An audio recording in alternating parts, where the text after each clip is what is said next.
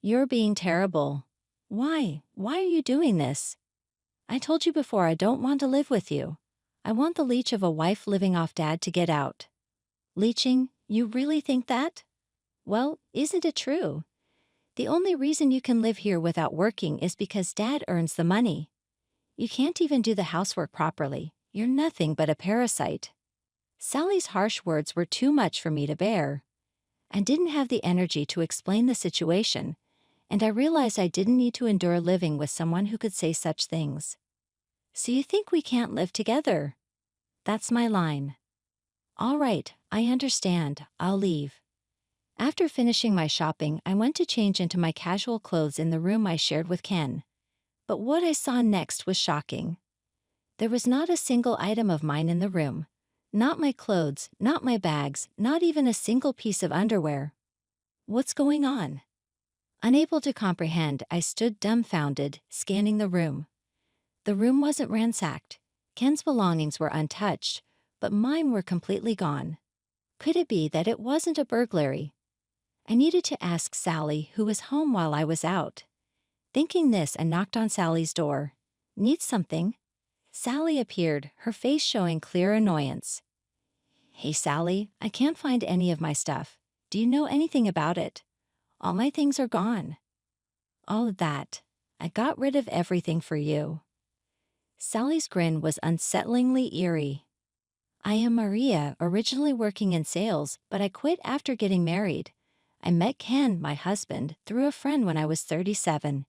He was 8 years younger than me, but he was bright and full of conversation topics. We hit it off right away. A few months into our relationship, Ken spoke to me seriously. There's something I need to tell you, Maria. What's up? Well, I have a daughter. It was unexpected. At the time, Ken was 29.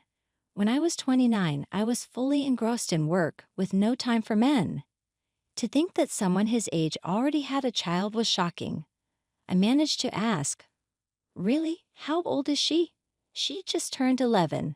11? So that means she was born when I was 18. I was reeling from the revelation. I tried desperately to hear Ken's words. Ken explained that he married his high school girlfriend after she got pregnant. His ex-wife dropped out of college to start their life together, but being young, she left him and their daughter to enjoy her life. I'm sorry for bringing this up now, but as I started thinking about our future, I couldn't keep it a secret. Yeah, I'm shocked. I know, but I want to be with you, Maria. I want us to be a family, so I had to be honest. His confession left me unsettled. At this age, I had just started dating again. Though unspoken, marriage was on my mind. But to think that my partner was divorced and had a child. If I broke up with Ken now, I might never get married. As I replayed Ken's words in my mind, I was contemplating my life's crossroads. Maria, I want to marry you. I know I've suddenly dropped a lot on you and you might be confused, but I want you to think about it seriously. Ken looked at me intently, making me realize I was at a turning point in my life. 7 years after Ken's confession, I was living with him and my stepdaughter, Sally. Sally, aspiring to be a doctor, had just started her first year in medical school. Ken always boasted about how proud he was of her. He's always had a soft spot for Sally, maybe out of guilt for her growing up without a mother, but it was excessive. He bought her anything she wanted, and she grew up without learning patience or restraint. I tried to instill basic decency in Sally, but it seemed to be nothing but an annoyance to her. She lashed out at me, saying, "Don't act all high and mighty just because you're older." That moment, I felt it was all so foolish. I decided to stop going out of my way for Sally. I resolved to only do the bare minimum for her from then on. One weekday, as usual, I prepared breakfast for the three of us and set the table. Ken started eating as if it was the most natural thing in the world. Sally took a bite, let out an exaggerated sigh, and commented, "Maria, you really never get any better at cooking, do you? I thought this again lately." She had been especially critical of everything I did. "I wish you'd understand what it's like to eat something this bad every day," she said and stormed out of the living room. Ken just continued eating silently. I couldn't tell if he was listening or just ignoring everything. In moments like this, Ken never stood up for me. I had no allies, but I didn't particularly feel sad about it. I realized there was no need for me to go out of my way for people who didn't care about me. It wasn't just bravado, that's genuinely how I felt. While Sally's lack of common sense was troubling, there was another issue that bothered me: Ken's extravagant spending habits. Besides spoiling Sally, Ken loved buying expensive items like bags, shoes, and watches. He seemed to want anything that was considered high-end. Whenever he ran out of money, he would pester me for it. "Maria, I need you to come up with $1,000 by tomorrow." Again, "This is the second time this month. I told you to manage your spending, cut it out." This is how I relieve stress: just get the money. "I won't give you any more money. It doesn't grow on trees." After I'd admonished him, Ken would gulp down his beer. "You wouldn't understand the pressures of working outside. You're just a homemaker." "That's not fair. I have my struggles too. There are no breaks in housework, and neither you nor Sally ever help." Then Ken would slam the table, echoing through the living room. "Shut up. A leisurely wife should just listen to her husband and get the money ready." Shouted down and intimidated by Ken's sudden outburst, I cowered in defense. An empty beer can was thrown at me, nearly hitting my shoulder. Ken often becomes aggressive when something doesn't go his way, especially when he's been drinking. I remember he once raised his hand to me during a similar argument, and since then I decided to avoid contradicting him as much as possible. "Fine. I can't get $1,000, but I'll figure something out. Just stop threatening me like this." "Good, you should understand that from the start." "Don't oppose me," he grumbled, opening another beer. I wondered why I was still in this place. The meaning of continuing as a family after being treated like this was becoming unclear to me. One day, Sally came home early as her afternoon class was canceled. But even then, we didn't really spend time together. She stayed in her room and didn't come out. I remembered I needed to go shopping as the fridge was almost empty. It's easy to just get takeout when it's just me, but not with a family. With a sigh, I got up to do the grocery shopping. About an hour later, after finishing shopping and storing the groceries, I headed to change into my casual clothes in the room I shared with Ken. That's when I was confronted with a shocking scene. Not a single item of mine was in the room. Not my clothes, not my bags, not even a single piece of underwear. What's going on? I couldn't understand the situation and just stood there dumbfounded. The room wasn't ransacked. Ken's belongings were still there, but all of mine were gone. It couldn't be a burglary, could it? I decided to ask Sally, who was home while I was out. I knocked on her door. "Need something?" Sally asked, her face appearing slightly through the door gap, looking displeased. "Hey Sally, I can't find any of my stuff. Do you know anything about it? All my things are gone." "Oh, that. I took care of it," she said with a creepy smile. "Took care of it? What do you mean?" "I don't want to live with you anymore, so I made it easy for you to move out by getting rid of your stuff." "Are you telling me to leave the house?" "Don't put it that way. Living with a stepdaughter you're not related to must be stressful, right? Think of it as a choice for both of us to be free." I couldn't understand Sally's extreme actions, doing all this supposedly for my sake. Even if her logic was somehow acceptable, she had no right to throw away my belongings. There were many important things in those bags. "Where did you throw them?" "They're out by the back door. I arranged for a waste collection service, so if they haven't come yet, you might find them there." In a panic, I rushed out back. Fortunately, the collection service hadn't arrived yet, and my belongings were piled up in several trash bags. I retrieved them and went back to confront Sally. "You're doing something terrible. Why are you doing this?" "Like I said, I don't want to live with you. I want the leech of a wife living off Dad to leave." "Leeching? You really think that? Isn't it true? The only reason you can live here is because of the money Dad makes. You can't even do much housework. You're nothing but a parasite." I had no energy left to explain the situation to Sally, who was only spouting such cruel words. There was no need to endure and live with someone capable of doing this. "Can't live together, that's my line." "All right, I understand, I'll leave." Hearing my words, Sally's expression suddenly brightened. Great. Honestly, I thought you'd put up more of a fight, but I'm glad you accepted it so easily. Serves you right, old lady. I had been tolerating everything because we were family, but now it just seemed foolish. Staying with these people was a waste of time. Fortunately or unfortunately, Sally's actions had saved me the trouble of packing. I decided to leave the house that very day. After leaving, I never heard from Ken.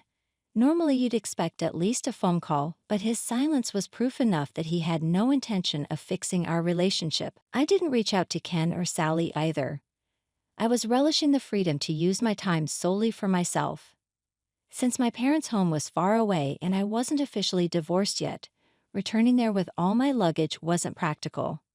So I rented a monthly apartment near the nearest train station and started living there. About 6 months later, my smartphone rang. It was Sally's name on the display. I ignored it at first, but she kept calling repeatedly, so I finally gave in and answered. "What do you want? It's annoying you keep calling." "You finally answered. I knew you weren't ignoring me." Sally's screeching voice burst through the phone, making me pull it away from my ear. "I can hear you fine. You don't need to shout. After all this time, what do you want now?" "It's urgent. Today the university told me my tuition hasn't been paid. If I don't pay by the deadline, I won't be able to advance to the next year." "Why didn't you handle it yourself? Ask your dad for it." "Dad's busy with work on weekdays. Handling payments like this is your job. He gives you the money to transfer. How dare you cause me trouble by not doing what you're supposed to?" Even in this situation, Ken hadn't told Sally the truth. Astonished, I decided to tell her the real story. "Listen, the tuition was never paid by your dad." "What? What do you mean?" "It was me paying, but after the way you treated me and since we're not living together anymore, I don't see why I should spend money on you. I have no plans to pay for anything in the future."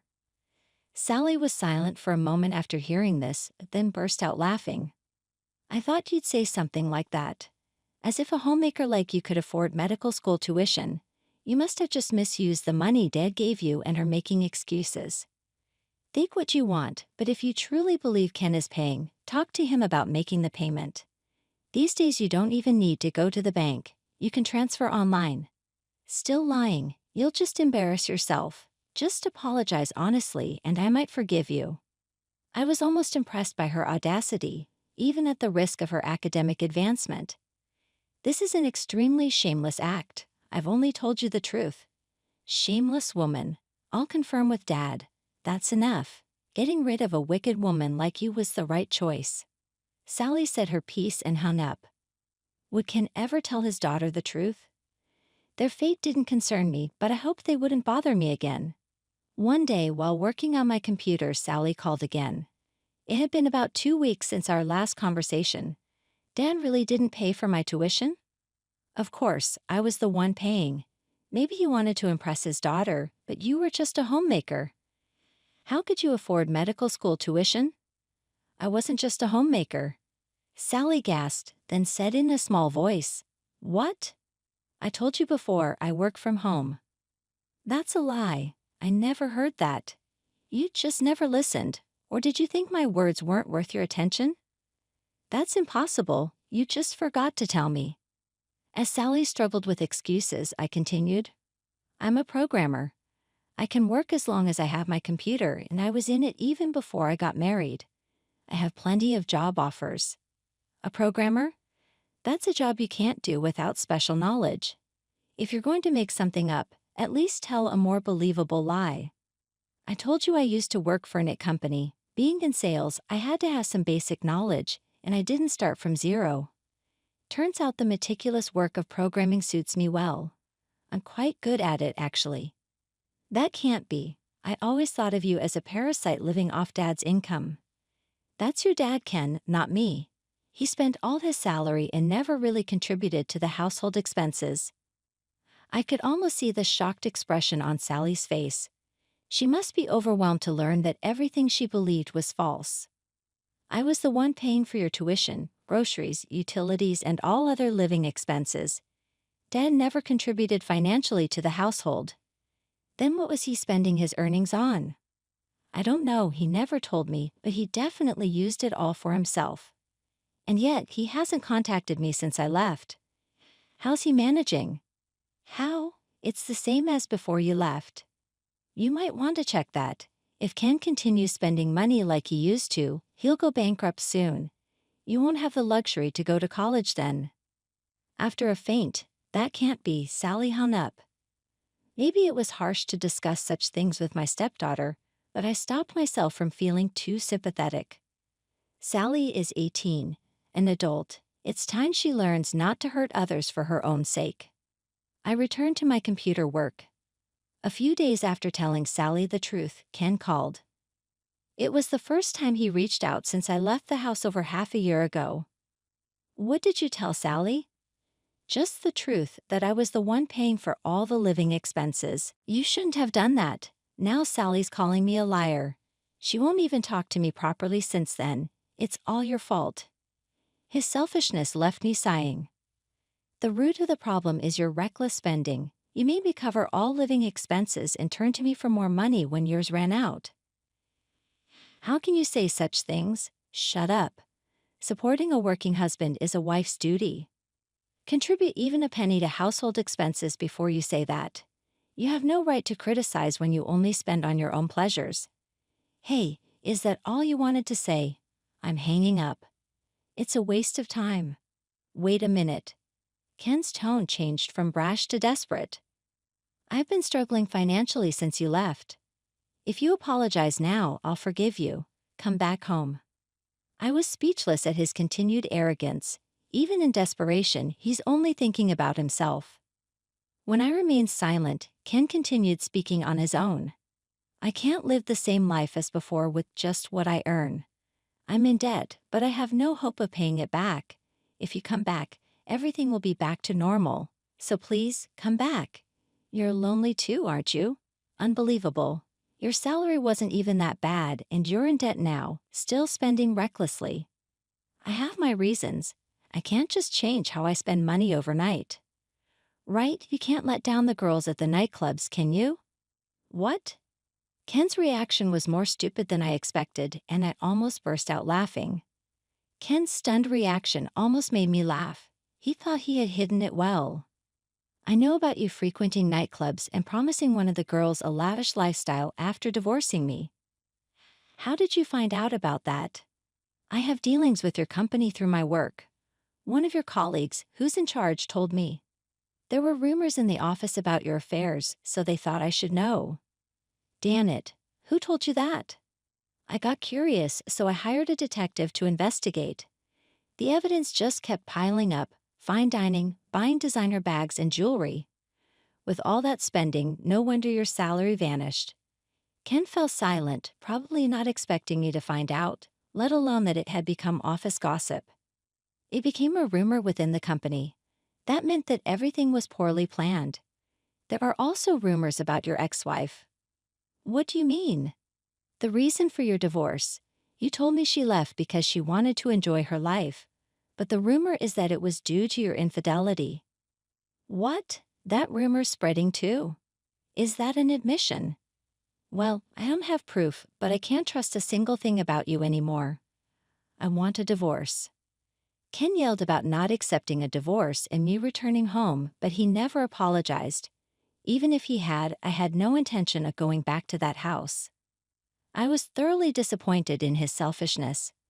When I threatened legal action, he finally agreed to the divorce. I'm finally free. I felt liberated. The divorce from Ken was finalized. My lawyer was exceptional and went the extra mile to make Ken feel the pain. I had recorded Ken's wastefulness and violence and Sally's verbal abuse. Based on that, we demanded a substantial alimony, which he paid in full. The lawyer even talked to the nightclub girl Ken was involved with, promising not to sue her if she told the truth. Ken's financial contributions to her over the years came to light. This led to him being banned from the nightclub and losing contact with the girl he'd been showering with gifts. His bad spending habits continued, and his debts ballooned to unmanageable levels. As for Sally, she had to drop out of college since Ken couldn't pay the tuition. Her pride as a former medical student made her look down on jobs, leading to repeated rejections. If they valued family, their lives might have been stable, but now they face the consequences. As for me, my work is going great. I love having the freedom to spend my time and money as I please. I'm not big on material things, but I do enjoy treating myself. I savor good wine on the eve of my days off, dine at fine restaurants, and have a solo trip abroad in the works. If I find a partner again, I hope it's someone who values mutual respect. That's how I'm enjoying my single life now.